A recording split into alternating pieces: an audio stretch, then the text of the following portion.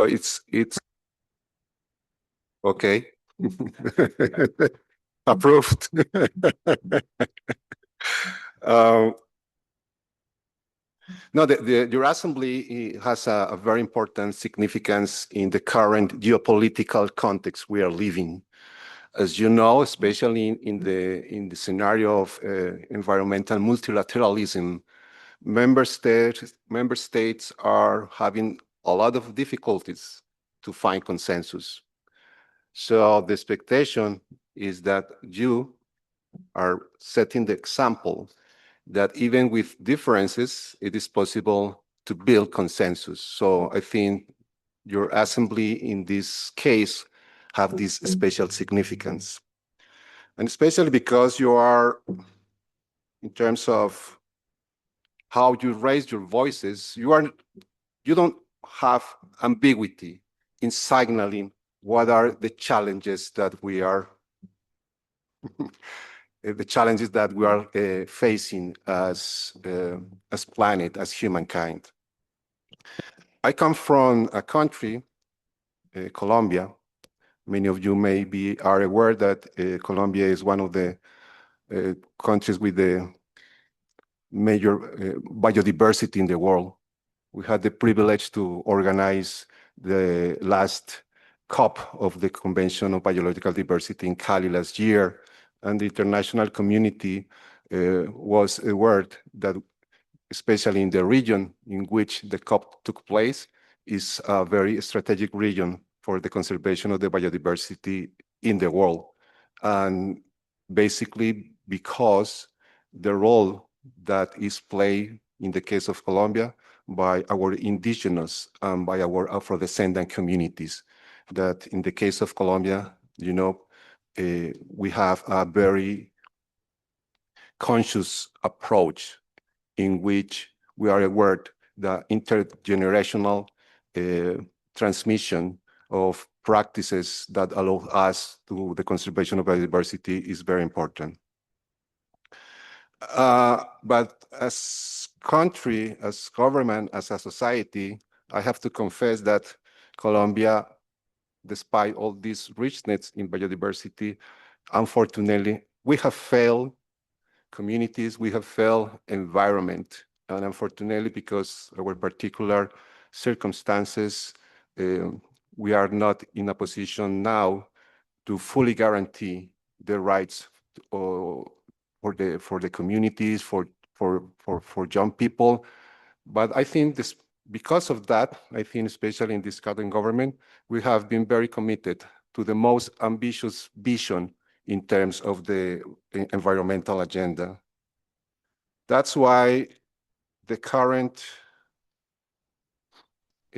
medium-term strategy and the program of work that as member state we have to adopt in the case of Colombia, but I'm sure also other countries, we are committed to this ambitious vision. I think the current MTS is very ambitious, is very robust, and is very well crafted.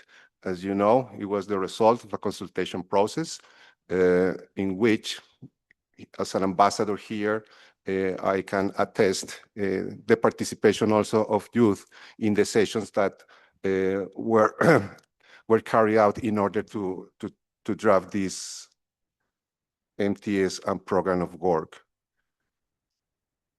And regarding the MTS, how it addressed the children and youth participation, I think all you are aware that specifically there is a part of the MTS that, I quote, UNEP will scale up meaningful youth engagement, but supporting good job creation and actively promoting youth participation as appropriate in environmental decision-making processes.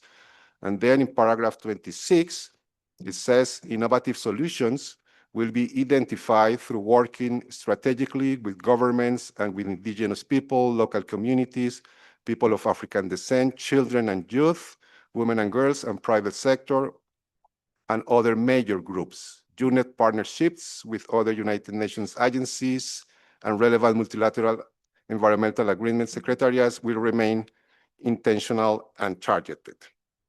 So obviously, these two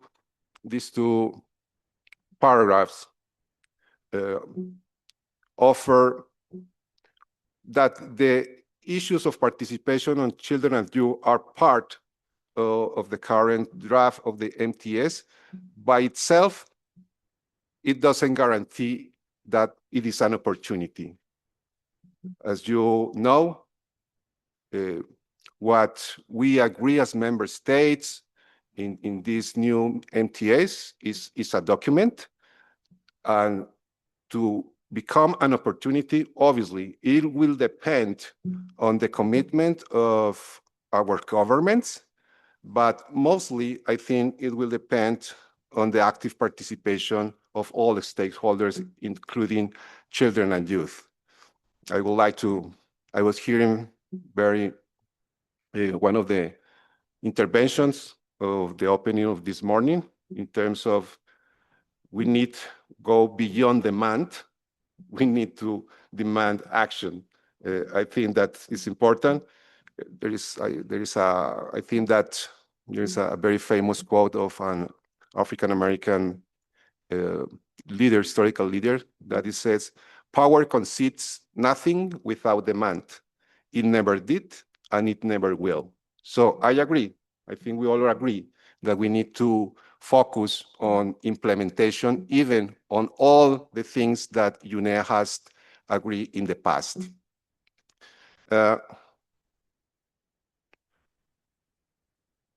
So the new MTS and the program of work, in order for countries to really commit, obviously it depends on national mechanisms. And I think that different countries have different historical experiences, but without national mechanisms that allow youth to demand their governments to really implement what we adopted in the MTS, I think that's where the challenge is really.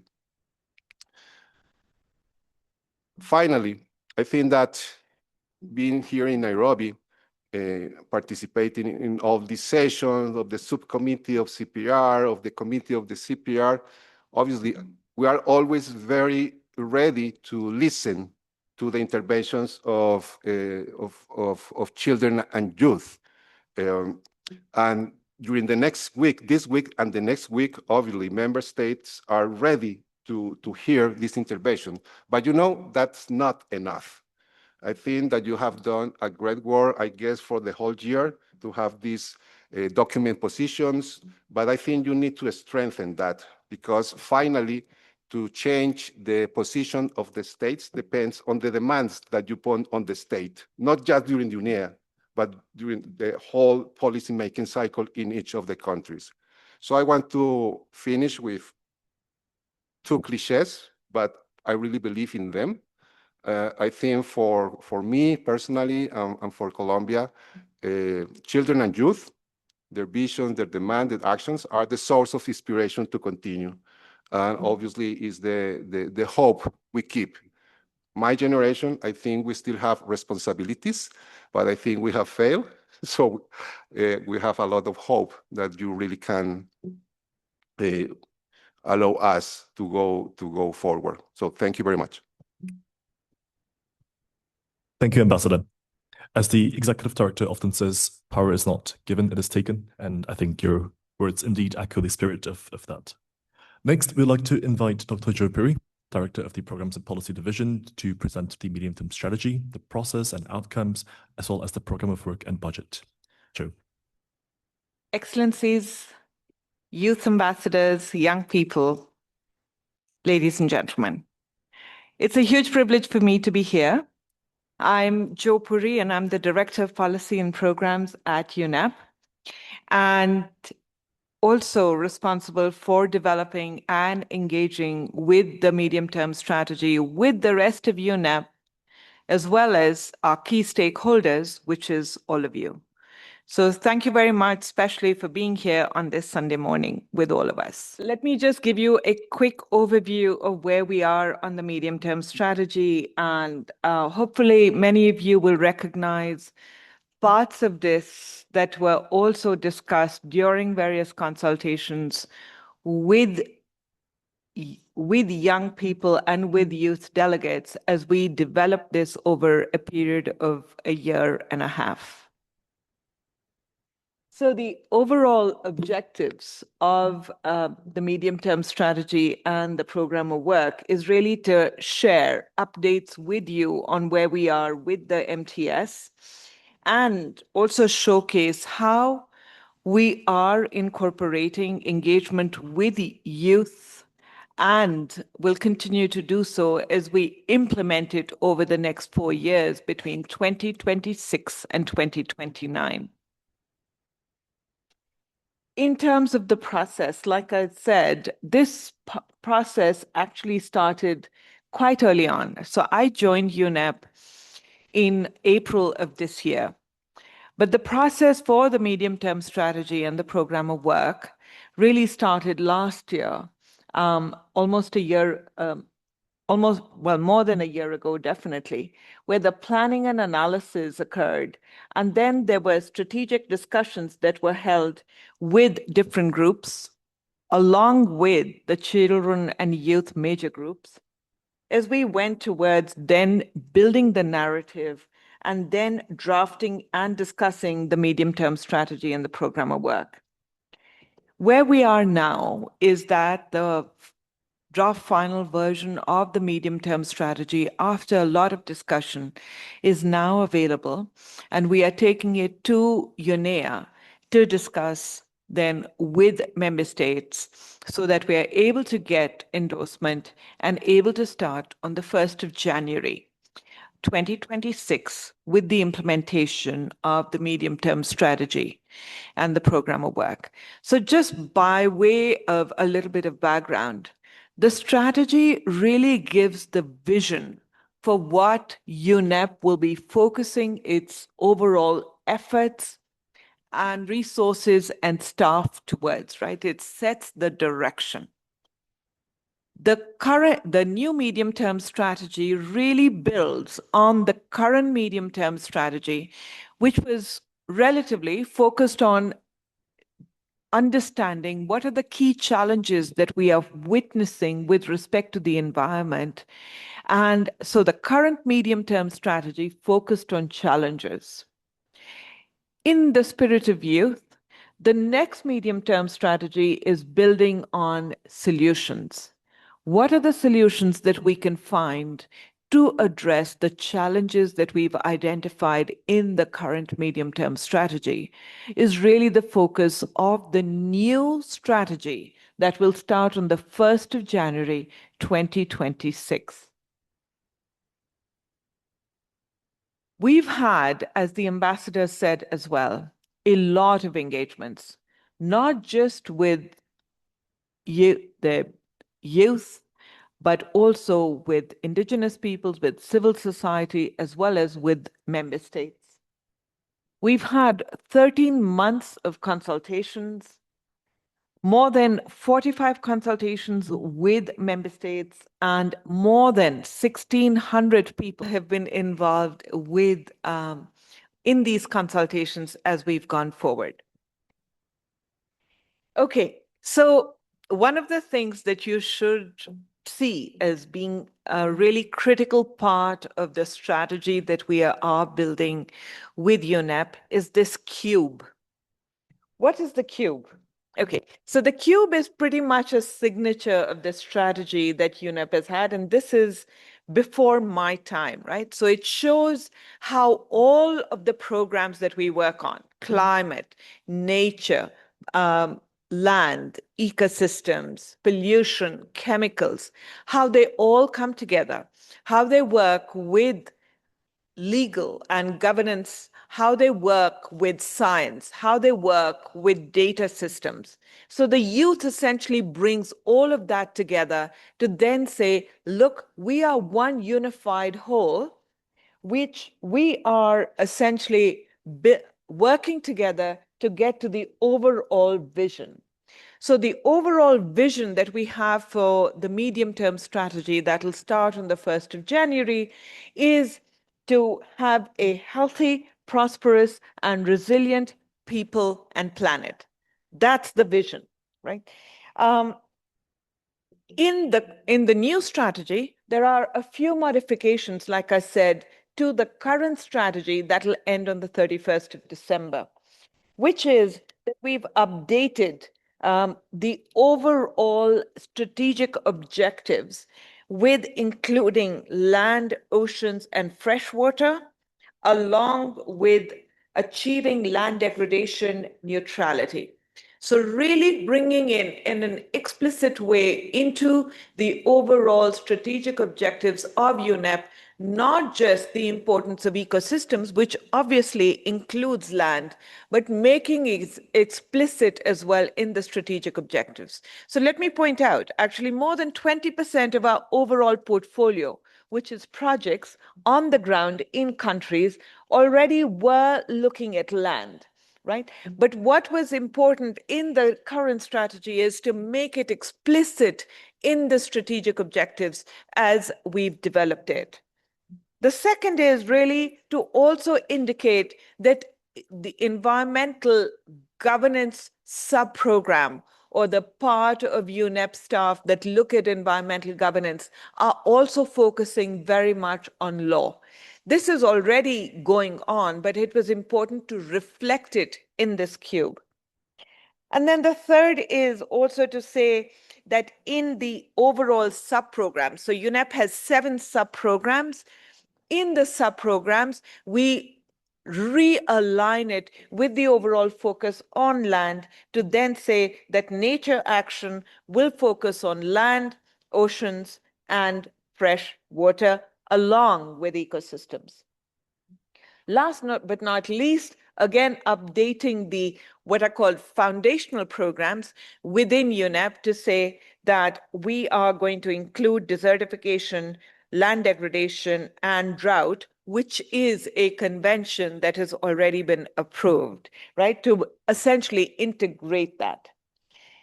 The other part of this strategy that I'm frankly quite proud of, along with member states and colleagues, is this one impact framework. Don't look at my slides. So this is not a failure of the electronic system. This is just me. One of the things that you have to recognize with all organizations is that mostly a lot of organizations have different parts that do different things. What is it that makes them all come together?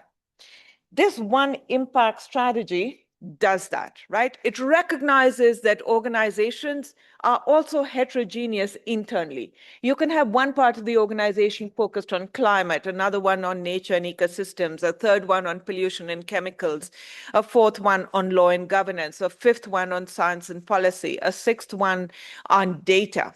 How do you make sure that everybody is pulling together in the same direction to get impacts? The One Impact framework really does that. It recognizes that there is richness in diversity, that we all need to do different things because we all come with different capacities, but we all work towards what is called the overall impacts of the organization. And the light blue parts, which unfortunately I have not highlighted, show you the 4 big impacts that we are focusing on. Yeah, and let me just quickly go there. So the 4 big impacts are these: reduced greenhouse gas emissions, we've got targets for that; enhanced resilience and adaptation as to the overall impacts of climate change. That's the second. Enhanced stability of land and water ecosystems. That's the third. And the fourth is reduced exposure to chemicals and pollution. These are the 4 large impacts, along with the overall targets that we have, that the new medium-term strategy will be focusing on. What this means is that while we have more than 600 to 700 projects on the ground in more than 170 countries going on at the same time, they all have their own activities and outputs that we are focusing on, but they're all going to have to report on these 4 impacts, for which we've also committed targets. Moving on, there are other changes that we've introduced in the interest of simplicity, but also focus, because you're also hearing about the UNEP reform, and it's really important for UNEP to double down and to essentially see that, yes, what we are doing is really focused on the things that will help us to get a strong, resilient, healthy environment and people. Yeah. Moving on, and really noticing that I have 1 minute. Can I do? Okay. So essentially, we are also committed to then ensuring high credibility, because as you know that we can keep talking about things that we will do, but we want, in the interest of intergenerational equity as well, to focus on how we will report on the results. We have now a new system for that will help us to ensure that the results and the impacts that we are producing are highly credible, which means we will not just be reporting on how many people went to so many meetings, but what is the overall effect that we are having on the 4 big impacts that we've identified. Yeah. And then moving on, really to say, and I want to get to the part that shows youth engagement. As the ambassador said, we've explicitly recognized, not just in the medium-term strategy, the importance that youth engagement plays by supporting green job creation and promoting youth participation. But in the processes, in the implementation that we will be doing, and I'd be very happy to talk about this during our Q&A, we are looking at how youth will be integrated into all our projects and programs in the form of safeguards, in the form of engagement and processes as we go forward. And my last slide is really to indicate that youth are engaged basically in sustainable consumption and production patterns, in strengthening environmental governance, in encouraging the use of intersectoral solutions, and strengthening the use of digital solutions as we go forward. In all of this and more, we also invite you to participate and engage with us. Thank you. Thank you very much for that, Jo. I bet you many of you will have questions about how this works, what it all means, and we encourage you to raise your hands after the panel discussion.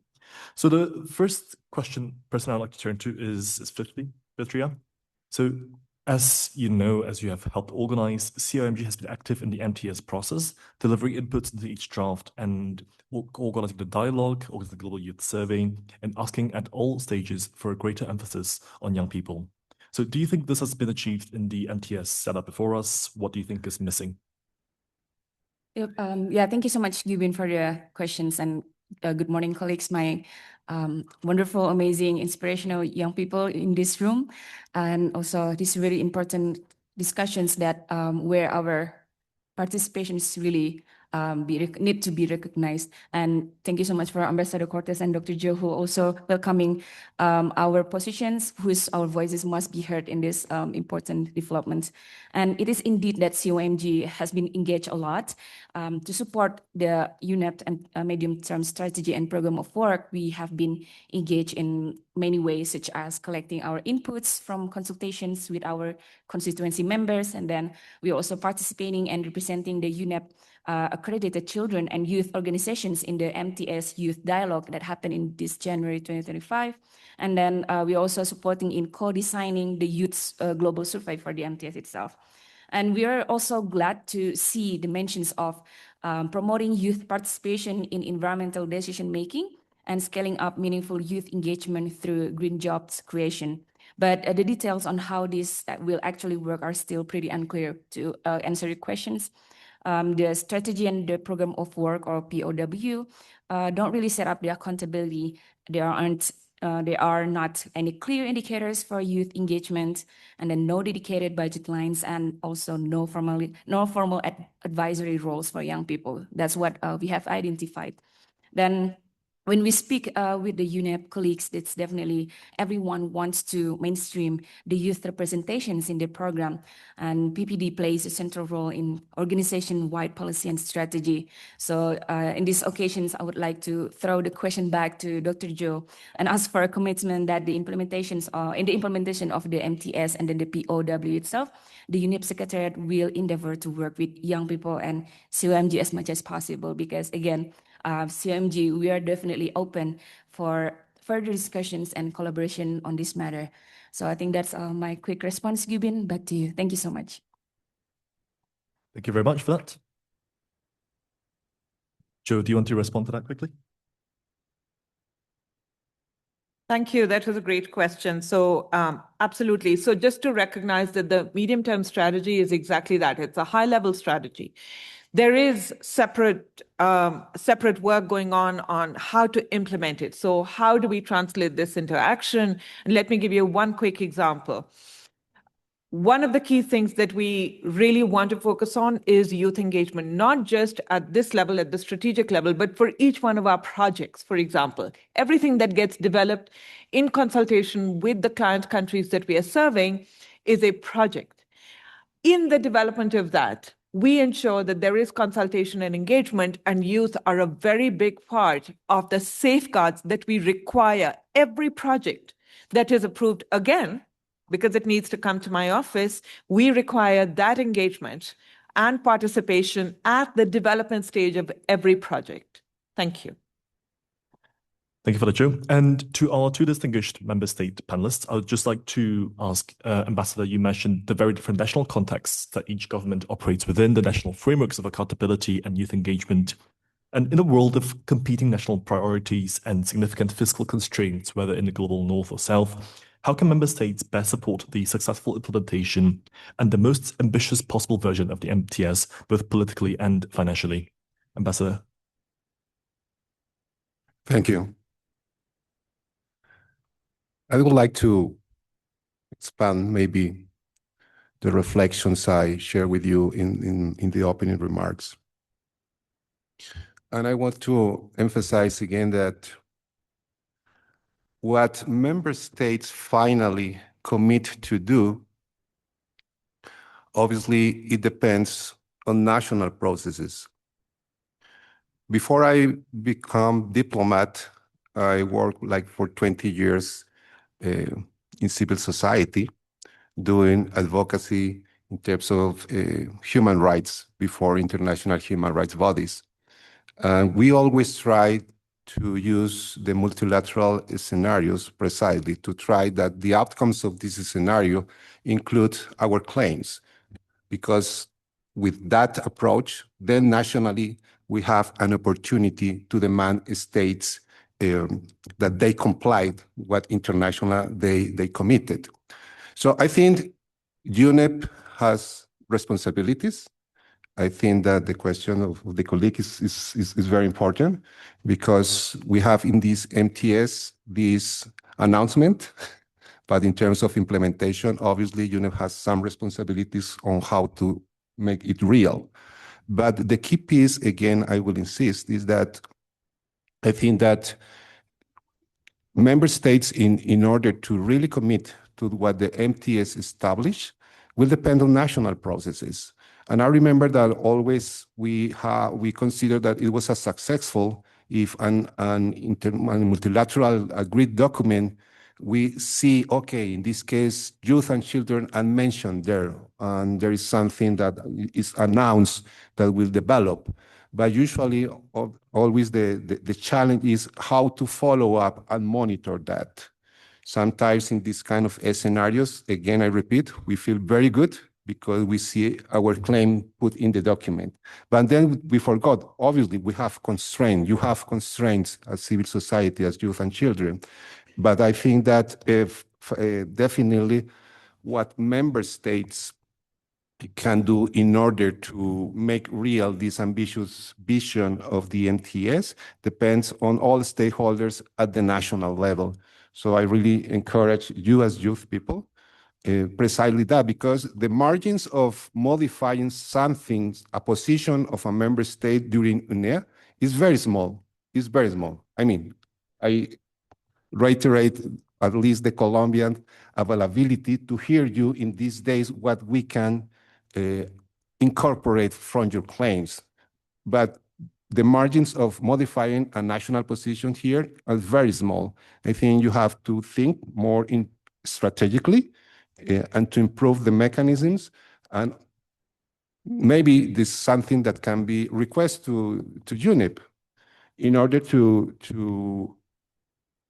strengthen the participation in these processes, is not just coming to a UNEA, but that maybe UNEP support the processes that you can have at the national level. Thank you. Thank you for that. And Miguel? Yeah, thank you, Given. And once again, good morning to everyone. Very good to be back here today after yesterday's opening session. So I think I would divide this in 3 points, and I think the ambassador already spoke a lot about the engagement at the national level that is very important on, let's call it, the intersessional cycle of the MTS and the program of work. First, regarding the MTS that we have had, and Joe already did a very good presentation that I think me and the ambassador saw it for the 5th or 6th time. So it's a signal that indeed there was a lot of consultations. And I think Clive also saw it for the 5th or the 6th time.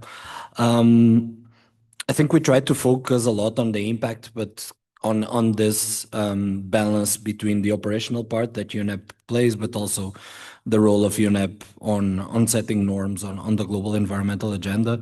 And I think we managed to strike a good balance that would be important now during the approval phase of UNEA to keep. It's true that the implementation of the MTS will depend, of course, of national circumstances, but we cannot forget, nevertheless, that this is a document that is for UNEP itself. It's the framework of the work of how UNEA, of how the program works, and we have to try to continue to make this distinction very clear in order to avoid that some issues like implementation of certain commitments that member states agreed elsewhere are not watered down, and we are seeing attempts to water down some of this commitments and documents on the discussions of the MTS. So it's important to keep the distinction very present. And I know that we will come back then to the role of youth on the implementation, or at least I think we will. But from the member state side, I think there are 3 things. First, the approval, of course, of the MTS during this week. The second part is the oversight. Right after we adopt it, we will have the CPR and UNEP, and this is the core basis of the work of the CPR. It's to oversight the implementation of the MTS and the program of work. And I think here, both member states, but also stakeholders and children and youth through the Children and Youth Major Group will have the opportunity to make sure that the MTS and the program of work are being implemented as we would like. And then the third part is the resources, of course. We cannot shy away from the situation that the world is right now in terms of financial constraints. This is affecting UNEP through the Environment Fund as well. I have to be honest, coming from a country like Portugal, the Environment Fund is something that we appreciate because it's a mechanism that really translates the reality of the world to the indicative scale of contributions that we have there. We managed to double our contribution through the last 3 years. We are still not on our fair share, but we are managing to go on that direction. And I think it's fundamental for us to continue to strengthen that Environment Fund, because in the end, it will be what allows for the implementation of the MTS. And then I would come to the last point, that is the role of UNEP. And here, I think besides the engagement with the stakeholders and the project delivery that we will circle back to it, I think UNEP has to continue to strengthen its business case, show clearly the added value on the part of capacity building, technical assistance, delivery of projects, and show the connection between the core resources, the Environment Fund that is fundamental for the delivery of these MTS, and the impact on the ground, that it's in the end what we want. Thank you for that. And with that, I'll open up to the floor for a couple of questions, probably no more than 2. If you have a question, please do feel free to raise your hand. First from Clive. Thank you so much for the floor. Excellencies, colleagues, good morning. It's just a quick question, and also thank you, PD, for continuously engaging us in the topic and also in the member states in the CPR. First of all, we'd like just to ask how, what is UNEP doing currently to see how we can strengthen the situation analysis, basically on the climate stability and also how UNEP can be able to continue designing and implementing the NDCs that are, including youth-led solutions. And additionally, in terms of the implementation, one of the key things we've continuously requested is how to ensure that the MTS have a detailed strategy of including youth in the implementation program. Of course, this mandate strongly should be coming from the member states. But now, lastly, as we know, we're now trying to see how the complementary approach and the consensus is coming up. So maybe from member states also, what is your entirely general view on this? Thank you. Thank you. Let's take one more question from the floor, and then we'll take it all together. The lady in front. Can you hear me? Yes. This is mainly for the Ambassador Pedro. I'm from Mexico. So the Latin American context is really hard in terms of participation. Like I can count with my 10 fingers how many Latin American youth people are here. And we're facing like a lot of problems in terms of trying to advocate even in the region. So my question is, how can we like engage in terms of first participating in the Latin American consultancies? The UNEP consultancies that are in Latin America are not always open to all the people. And the second part would be like, how can we face financing to be here? I can tell you that a lot of Latin American countries have different problems. We are with a wide context, but like I could appreciate your view in terms of how youth people can really achieve to be in these places, because we're really less represented and we're trying to come to these places and we're facing a lot of structural problems, even in the language barrier, because all these conferences are always in English. And in Latin America, we mainly speak Spanish, Portuguese in Brazil, and there are a lot of indigenous peoples that are not here. So yes, that would be my question. Thank you. Thank you. And so I'll just like to first invite Joe to respond to the first question and then back to the member states. Thanks, Gyun. And so let me make 4 points. In terms of youth leadership, youth engagement in the strategy, and I think that's a really important question that the ambassador raised as well. First, as the ambassador from Portugal said, UNEP has the role to essentially set the global environmental agenda, right? Lead on the global environment agenda. This doesn't happen, and we don't get to, unless we get to hear the voice of youth in a way that is well organized, that is well narrated, and that is vocal. That global environmental agenda really needs to be influenced by your voice and by your organization. So that's the first function of UNEP, where you really need youth play a really integral part in ensuring that the global environmental agenda really sets the priorities of youth and young people. The second is, well, how do we include youth in the targets and the tracking and tracing that we are doing with respect to the strategy? So let's take the example of jobs, right? Green jobs. These are really important. And there are 2 things that we are doing. First, like I said, we've got processes internally that are called safeguard processes, and these are true for all international and responsible organizations, where you set the criteria for what has to be a sine qua non for everything that goes through UNEP.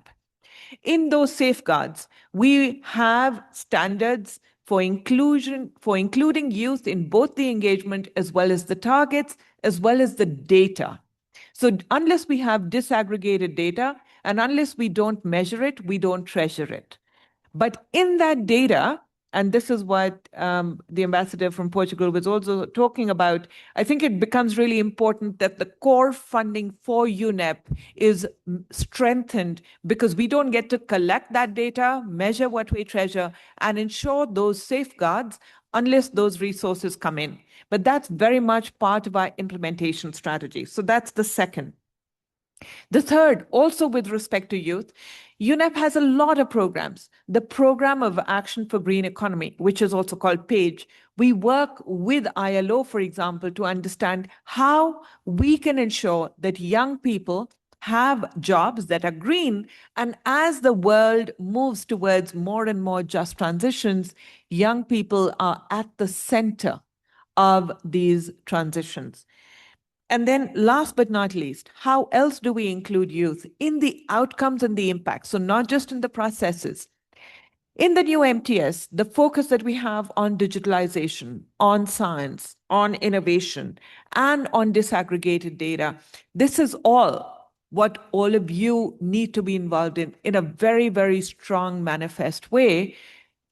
Because again, innovation, digitalization, use of AI, use of technology has to come from all of you. And this is incorporated not just into the MTS, but also into the implementation strategy that we have at UNEP. Thank you. Thank you for the question of the colleague of Mexico. I want to take the opportunity also I was updated that there are some young Colombian people here, so greetings to them. I hope we can have some conversation later. Yes, I think as a region, actually, not just in terms of UNEP and UNEP processes, the region has consistently signaled the need for, in terms of funding, to continue advancing in terms of geographical balance. But as Miguel just mentioned, we have the United Systems is facing a financial constraint, but obviously this is one of the things we have to continue advocating as member states from the region and also from children and youth. I want to insist, so I am repeating the same argument. I think that what happened here is the result of a whole process. In terms of the region, there are several scenarios in which I think young people must to reclaim the participation.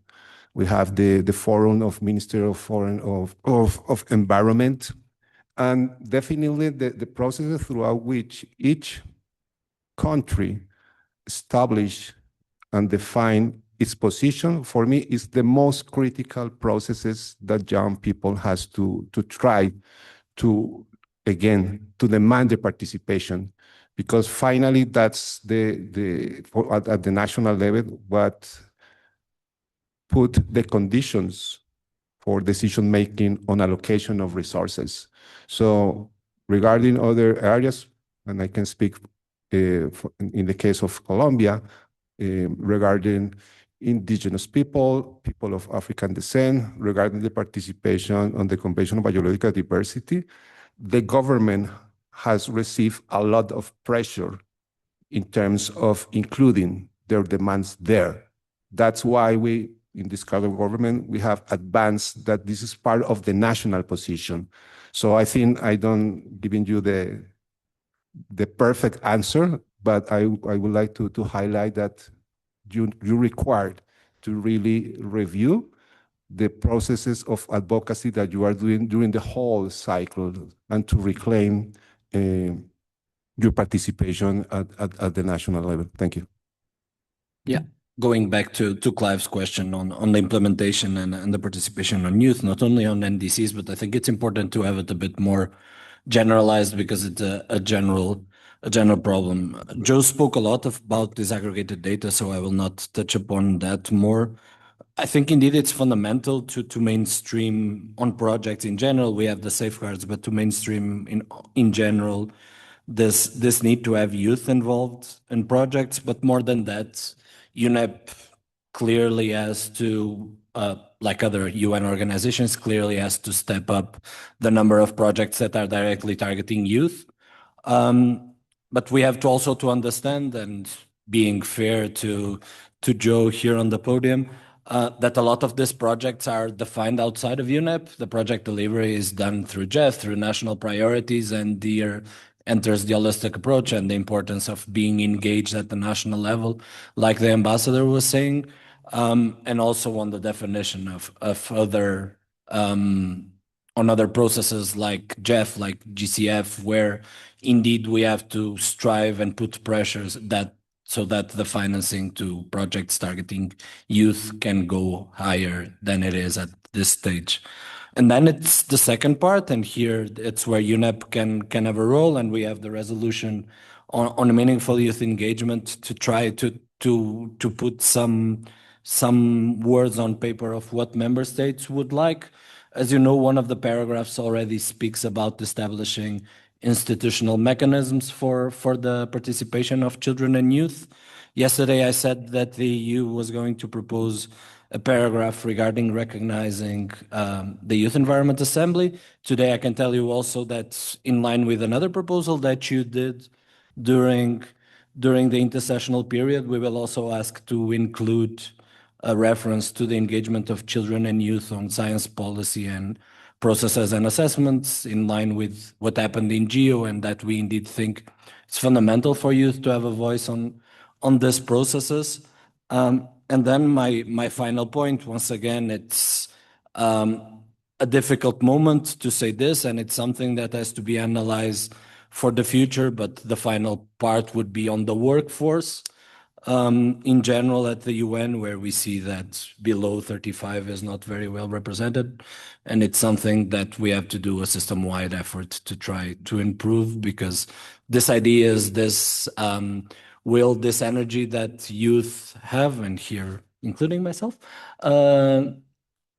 only appears if we are also within the institutions developing the work. And I think this is fundamental to improve, and maybe we can take advantage of UNEP in general to make this dimension more present, taking advantage of the moment of having now Assistant Secretary General for Youth and everything. So try to strengthen through that path also the presence of youth on the workforce.